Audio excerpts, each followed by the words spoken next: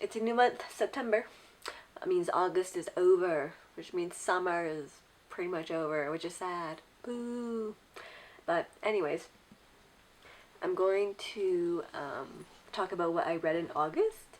Surprise, surprise, I only read 3 books again. Seems to be my limit these days. But anyway, the first book that I read was These Happy Golden Years by Laura Ingalls Wilder. This is book 8 in the series, which means I have 1 more to go. 1 more.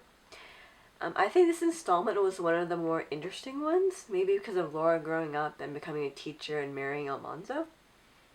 And I also think they're very sweet and charming, and again, like, I listened to this on audiobook, so it just, like, sped by. Book number 2 that I read was Born Standing Up by Steve Martin, A Comic's Life. This was an autobiography focusing on Steve's years doing stand-up comedy. I thought it was interesting and funny, of course. And Steve also has novels I like to read as well, and also movies that I haven't seen yet that I want to remedy the situation.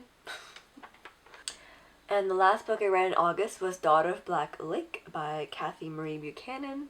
This was set in an interesting time period with druids, which I don't think I've ever read a book set in that time before.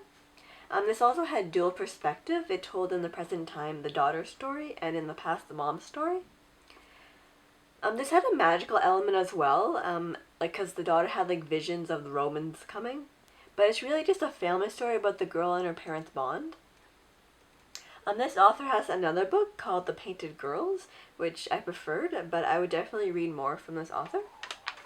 I like her writing style and etc. And they all seem to be set in the past as well, which is historical fiction is my favorite. So anyway, those were the 3 books I read last month. Let me know what you read and how you liked them. And I will see you next time. Actually, before I go, I'm probably not going to make like a September TBR video, but I will just talk about a couple books here that I would like to read in September, or what I'm currently reading right now. So I want to read Death on the Nile by Agatha Christie. I've been wanting to read this for a long time, like, well, probably like before I saw the movie, but definitely after I saw the movie. Actually, never mind. I haven't seen this movie. I was getting confused with the train one. I've seen the train one. I haven't seen this one though. This one's on a cruise. I've seen the one with the train, not the one with the boat. I got confused. But I would like to see the movie after I read it. I know that they have, I think they have a new one. Like, well, I guess this is the new one right here, the movie cover. So this is about a cruise along the Nile, and then a girl turns up dead, and then the detective Hercule Poirot has to try and solve the case. The sweeping mystery of love, jealousy, and betrayal.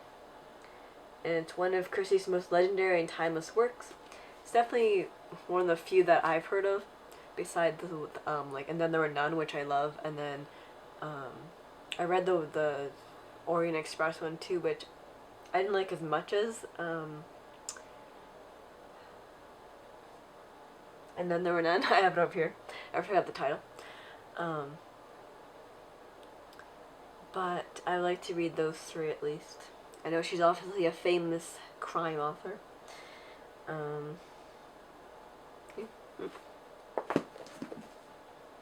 Then I have more historical fiction I like to read. It's never ending. With The Clockmaker's Daughter by Kate Morton.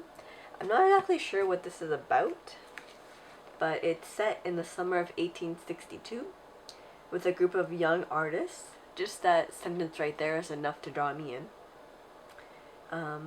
And they have a plan to spend a secluded summer month in a haze of inspiration and creativity in a manor on the banks of the Upper Thames, which that also sounds amazing. And then I think it's kind of like a mystery as well, but it sounds good.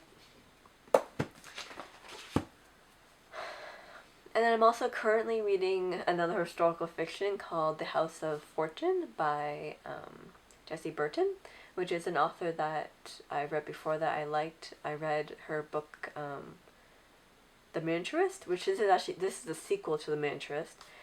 I like The Miniaturist a lot. I wanted to reread it first before I read the sequel, but I couldn't find it, so I just decided to go ahead with the sequel.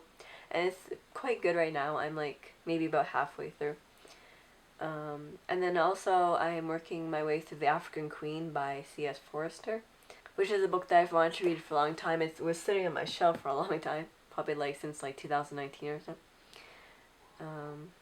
I'm like a little way through that. It's set in like it's written like in the past, so the writing is a little bit more dense and kind of hard to get through. But I like the movie a lot, so I wanted to read the book. And then also I read Steve Martin's autobiography, like I just mentioned before. So I grabbed one of his novels as well. I grabbed the Object of Beauty. I think it's just like a romance. I'm not sure what it's about exactly, but I wanted to try one of his novels as well, because he's a good writer.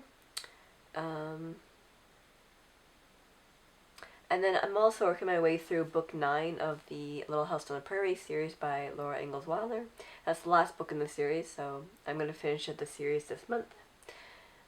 I haven't exactly started it yet, but I know those books always go by really quickly, so I know I can get her done. Get her done, son! And I think that's all the book talk I have for now, so now I will let you go. And I'll see you next time.